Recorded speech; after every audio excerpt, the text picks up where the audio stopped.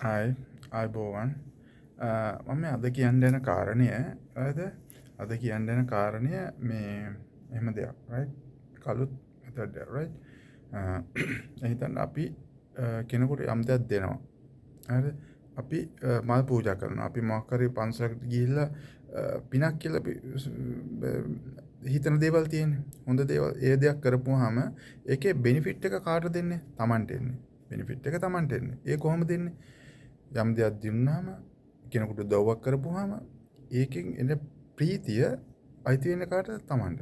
ඒ ලොකු සතුටක් එනවනේ. ඒ නිසා තමයි මිනිස්සු මේ දේවල් කරන්නේ. එතකොට ඒකේ බෙනිෆිට් එක ඍජුවම එන්නේ කාටද?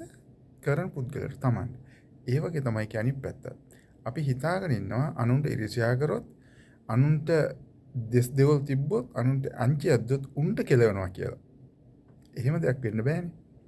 අර විදිහ දෙයක් කරොත් Tamanට ඉෆෙක්ට් එකක් එනවනම් මේකෙමුත් ඉෆෙක්ට් එක Tamanටමයි. මොකද හරියට හරිද මේ බුද්ධ දර්ශනය වුණත් හොයලා බැලුවොත් මේ හැමදේම තමයි.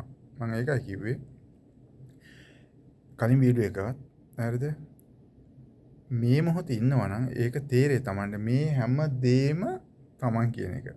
හරිද ඒක ටික ප්‍රැක්ටිස් කරන්න ඕන. රයිට් හරිද එහෙනම් අනුන්ට අංච දෙනෙව්වත් එන්නේ කාටද? Tamanටමයි. හරිද? හොඳට මතක තියාගන්න. එහෙම දේවල් කරන්න එපා. හැම වෙලෙම මේ මොහොතේ present moment එකේ ඉන්න ස්තුති පූර්වකව හරිම සතුටුයි. හරිම හොඳ දෙයක් මම කියලා දුන්නේ. ප්‍රැක්ටිස් කරලා බලන්න. මම උපුල් මැද ගෙදර. ස්තුතියි.